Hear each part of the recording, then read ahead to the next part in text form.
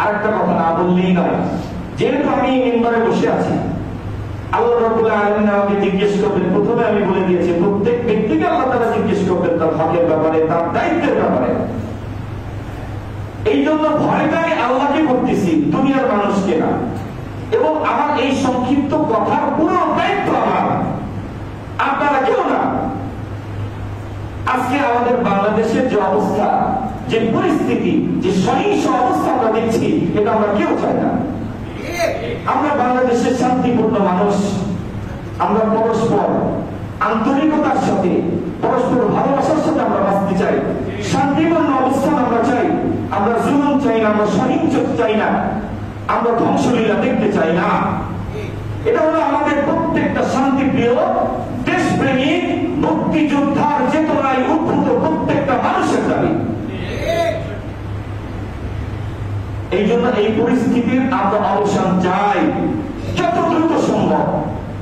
এই কথা এখন আর কেউ অস্বীকার করতে পারবে না যে বাংলাদেশে একটা ভয়াবহ অবস্থা হয়ে গেছে, ভয়াবহ হত্যাকাণ্ড হয়েছে বাংলাদেশে।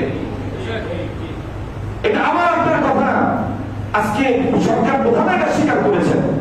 প্রিন্ট মিডিয়া থেকে নিয়ে ইলেকট্রনিক মিডিয়ায় সকলে এখানে লিস্ট দিয়েছেন কতজন মানুষ হত্যা হয়েছে, কেন হত্যা হয়েছে। এটার তদন্ত হবে, তদন্তাধীন, তদন্ত হোক সুষ্ঠু তদন্ত। সত্যিকারের যারা অপরাধী, যারা নির্বিচারে আমাদের ভাইদেরকে হত্যা করেছে, নিরীহ শিশুদেরকে হত্যা করেছে নির্বিচারে, তাদের প্রত্যেকের বিচার হওয়া দরকার, হতে হবেই। এটা সহ্য করার মতো না। ছোট ছোট বাচ্চা, আমার বাচ্চা রয়েছে, আমার বাচ্চার যদি জ্বর হয় আমি অস্থির হয়ে যাই, পাগল হয়ে যাই।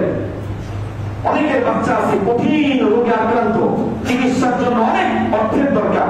এমন পরিবার আছে এই চিকিৎসার জন্য তার সমস্ত সম্পত্তি বিক্রি করে বাচ্চার চিকিৎসা করার জন্য প্রস্তুত হয়ে গেছে। প্রত্যেকটা সন্তান তার বাবা মার কাছে কলিজার টুকরা নিজের জান দিতে প্রস্তুত আছে, কিন্তু বাচ্চার যেন কোনো ক্ষতি না হয়। এমন সন্তান যদি বাবার হাতে বসে, ঘরের মধ্যে বসে, নিরাপদ জায়গায় বসে যদি বাবার সামনে গুলিবিদ্ধ হয়ে লুটিয়ে পড়ে, এটা বরদাস্ত করা যায় না। এটা সুষ্ঠু তদন্ত হওয়া দরকার। যেই হোক, হত্যাকারী যেই হোক, সে সিভিল হোক এবং আইনের লোক হোক, তার বিচার হওয়া দরকার। মানুষের আজ ঘোরের বিস্ফোরণ তৈরি হয়েছে, ঘোরের বিস্ফোরণ।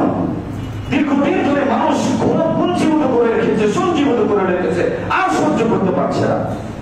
এই জন্য সরকার প্রধান, আইনের যারা দায়িত্বশীল রয়েছেন, তাদের এই ব্যাপারে যথেষ্ট আন্তরিকতার পরিচয় দিতে হবে, না হলে অবস্থা আরো ভয়ঙ্কর অবস্থা